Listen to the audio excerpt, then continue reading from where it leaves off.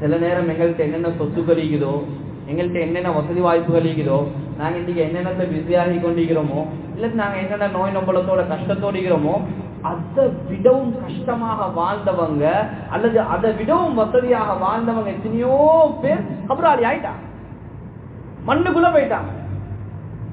வசதியோட ஆரோக்கியமா நல்ல படிச்சு திறமையாக ஆளுமை உள்ளவங்களாக இருந்துட்டு மௌத்தாகினவங்களும் மண்ணோட மண்ணாய் கபருக்கு தான் போனாங்க.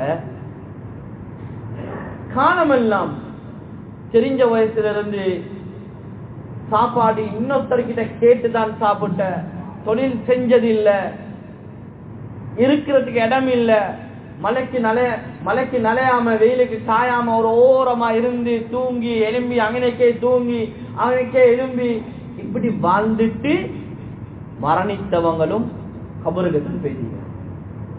கபருக்கு தான் பேசிங்க. ரெண்டு பேரும் போன இடம் ஒன்று தான். ஆனா அல்லாஹ்வுடைய நல்லடியார்களே,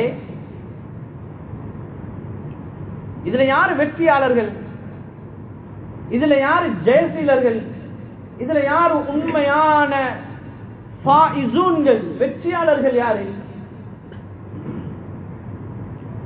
மௌத்தாகி போனவங்க யாரும் திருப்பி வந்து சொல்ல மாட்டாங்க. அது உலகத்துடைய வரலாறுல இல்லை. மௌத்தாகினவங்க யாரும் சொல்ல மாட்டாங்க, சரித்திரத்தில் இல்லை.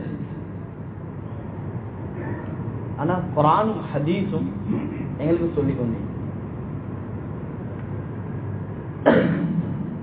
ரசூலுல்லாஹி ஸல்லல்லாஹு அலைஹி வஸல்லம் சொன்னாங்க, என்னுடைய உம்மத்துக்கு நான் ரெண்டு உபதேசம் செய்யக்கூடியதை விட்டுட்டு போறேன். ஒன்று குர்ஆன் கலாமுல்லாஹ், அல்லாஹ்வுடைய கலாம்.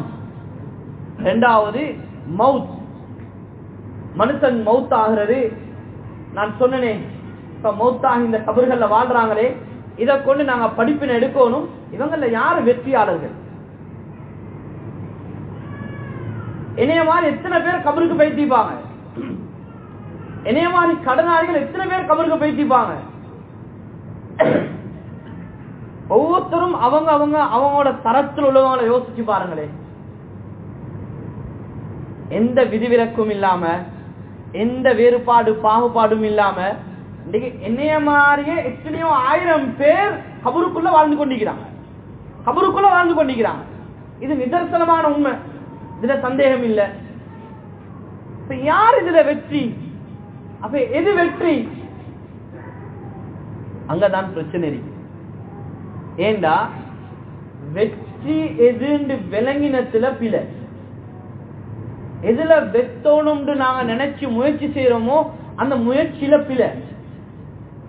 ஆரோக்கியமாக இருக்கிறது வெற்றியும் அல்ல, நோயாளியாக வாழ்றது தோல்வியும் அல்ல.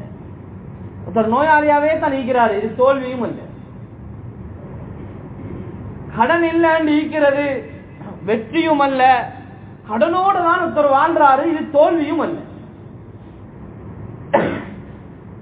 கஷ்டத்தோட கவலையோட ஈக்கிறவரு தோத்து போனவரும் அல்ல, தோல்வி அடைஞ்சவரும் அல்ல, வசதி வாய்ப்போடு ஈக்கிறவரு வெற்றியாளரும் அல்ல.